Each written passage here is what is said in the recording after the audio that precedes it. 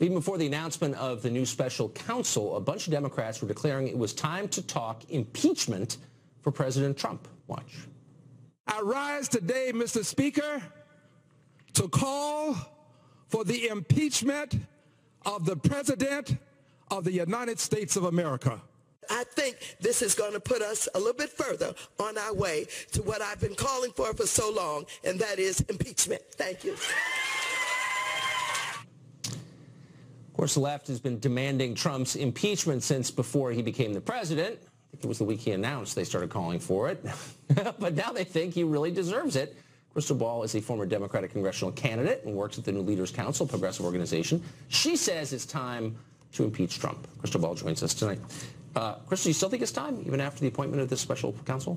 Yeah, absolutely, which I welcome. I think it's a great move. I think it will help bring some clarity and give us a sense that we were actually going to get to the truth of what happened between Russia and our democracy and the president's campaign. But it doesn't change the things that the president has already done. And look, a couple things. You can absolutely think Dems have been hysterical from the beginning. You can think that... I do think that. Okay, that's fine. I knew that you did. Yes. You can think that this president has good intentions and still look at the facts here and say he is unfit for this office and is incapable of faithfully executing office. Those are fairly subjective judgments, so subjective, and you can make a case for them. Sure.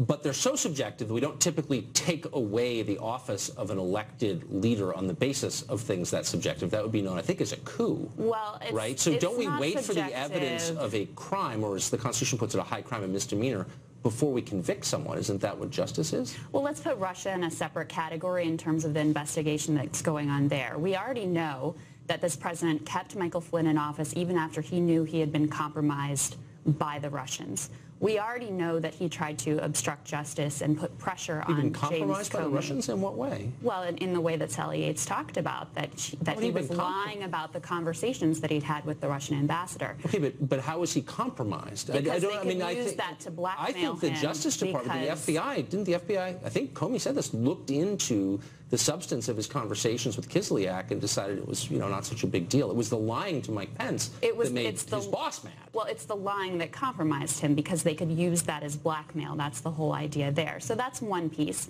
Another piece is this. What were they going to blackmail him to do exactly? Well, because he was lying, they could hold that over his head. And get him to do what? But moving forward from that one, if you disagree I don't know. You're making the allegation. I don't know what you're talking about. Well, people throw these things around. He could be compromised like he's a Cold War spy or something. But because they know that they've caught him in a lie. So that's something you can hold over their head and pressure them to do whatever. He was a top national security advisor.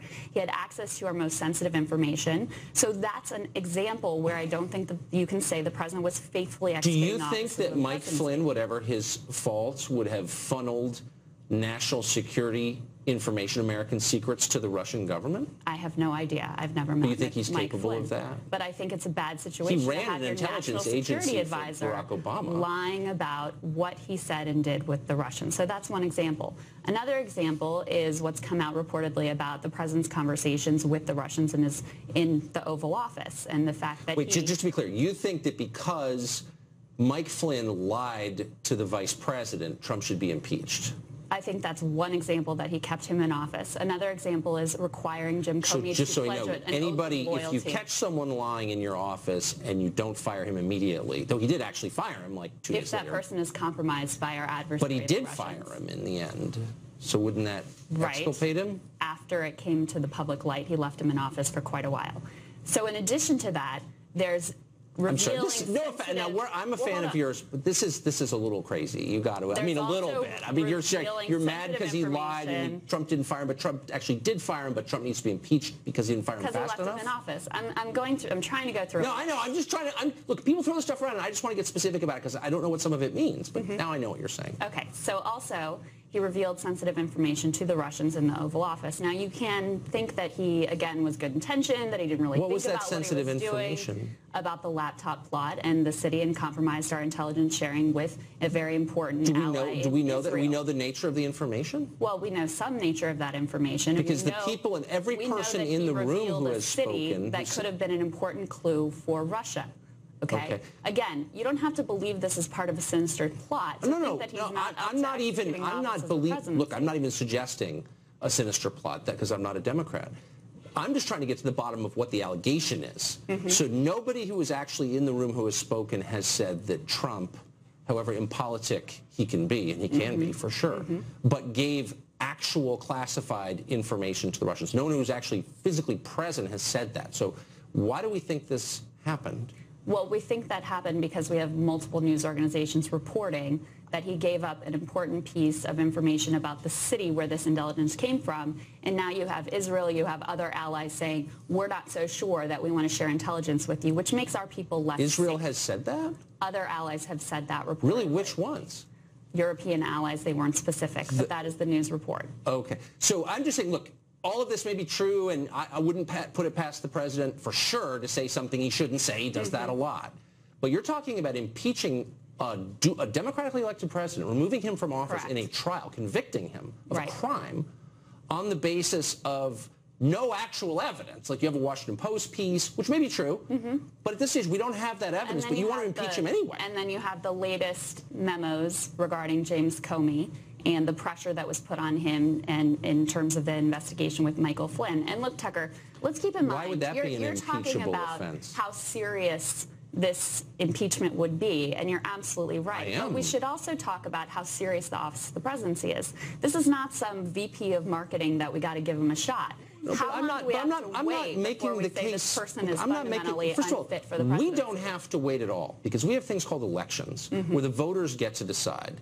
Not the Center for American Progress. Well, you know what? I know we grow impatient in this internet age, but the truth is, unless you want to undo the democracy you claim to defend, you got to slow down with this stuff and say we're going to pull your leader out of office because we just don't like his style. Fundamentally, this is ultimately a political question, right? Republicans control everything. But I should say it's not only Democrats who are talking impeachment. Justin Amash also came out and said that I say this every night on this show. Just because some Republican or a bunch of Republicans or every Republican in the U.S. I don't care.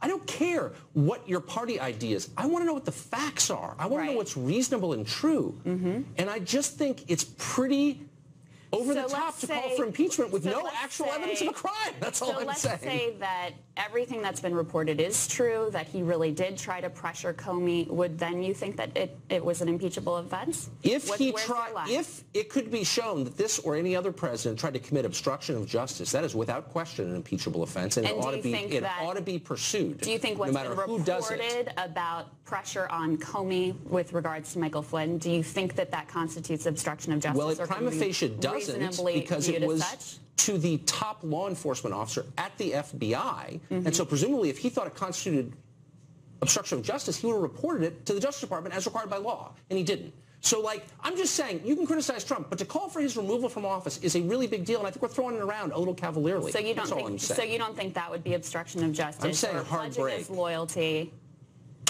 I'm afraid we're totally out of time.